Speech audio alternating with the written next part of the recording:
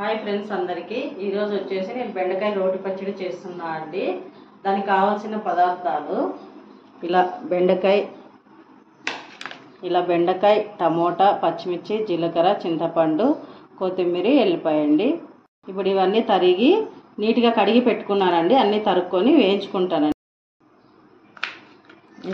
ఇలా చిన్నగా తరుక్కుంటే మనకి బాగా వేయించుకుంటే బాగా వస్తుందండి. ఇలా ఫ్రెండ్స్ ఇలా తరుక్కున్న తర్వాత స్టవ్ ఆన్ చేసుకొని పెనం పెట్టుకొని మనం వేయించుకోవడానికి ఫస్ట్ బెండకాయలు వేసుకుందాం ఫ్రెండ్స్. బెండకాయలు బాగా మగ్గనిస్తాము. కొంచెం ఆయిల్ వేసి ఇలా కొంచెం ఆయిల్ వేసి బాగా ఎర్రగా అయ్యేటట్లు మగ్గనిస్తాము. ఒక 5 నిమిషాలు టైం పడుతుంది. ఇలా ఫ్రెండ్స్ ఇలా ఎర్రగా అయినప్పుడు ఇప్పుడు పక్కకు తీసేసుకున్నాము. తర్వాత అదే ప్యాన్ అలాగే పెట్టి పచ్చిమిర్చి వేయించుకుందాము. పచ్చిమిర్చి వేయించుకొని కొంచెం ఆయిల్ వేసుకొని ఎర్రగా అయ్యేటట్ల పచ్చిమిర్చి కూడా వేయించుకున్నాము. ఇలా ఫ్రెండ్స్ ఇలా వేయించుకున్న తర్వాత లాస్ట్లో దించేటప్పుడు ఆ జీలకర్ర ఉంది కదా మనము అది కూడా అట్లా లైట్గా వేసేసుకొని ఇట్లా అయిపోయింది ఫ్రెండ్స్. ఇవి కూడా పక్కన తీసేసుకున్నాము. ఈ టమాటా వేయించుకుంటున్నాము. టమాటా కూడా అలా ఎర్రగా వేయించుకున్న తర్వాత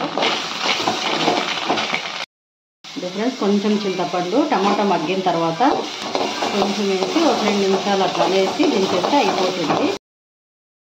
ఇలా ఫ్రెండ్స్ మనం అన్నీ వేయించి పెట్టుకున్నాం కదా. ఫస్ట్ పచ్చిమిర్చి వేసి కొంచెం మనం దంచుకోవాలి ఫ్రెండ్స్. కొంచెం సాల్ట్ వేసుకొని వెల్లిపాయ కూడా వేసేసుకున్నాం ఫ్రెండ్స్. మనకు తగినంత ఉప్పు వేసేసుకున్నాము. ఇలా దంచుకోవాలి ఫ్రెండ్స్. ఇలా రోటి పచ్చడి చేసుకుంటే చాలా టేస్టీగా ఉంటుంది. ఇప్పుడు మనం అలా చేసుకోవడానికి బిజీ అయిపోయి ఎక్కువ మిక్సీలో వాడతాము, కానీ ఇలా చేసుకొని తింటే చాలా బాగుంటుంది. టేస్ట్ కూడా వేరే వస్తుంది. ఇలా పచ్చిమిర్చి దంచుకైన తర్వాత బెండకాయ వేసుకుంటున్నా అండి నేను. ఇది కూడా కొంచెం ఇలా దంచిన తర్వాత మరి టమోటా వేస్తాను. ఇలా ఫ్రెండ్స్ బెండకాయ కూడా దంచిన తర్వాత ఇలా టమోటా కూడా వేసుకొని టమోటా చింతపండు 2 వేసేసుకొని ఇలా ఫ్రెండ్స్ కొత్తిమీర కూడా వేసేసుకున్నా. వేసి ఒక 2 నిమిషాలు అంతా మిక్స్ చేసి ఫ్రెండ్స్ అంతా అయిపోయింది. ఇప్పుడు అంతా మన గిన్నెలోకి తీసేసుకున్నాము. ఇలా చేసుకుంటే బాగుంటుంది. చూస్తుంటేనే నోట్లో నీళ్ళు ఊరుతున్నాయి ఫ్రెండ్స్.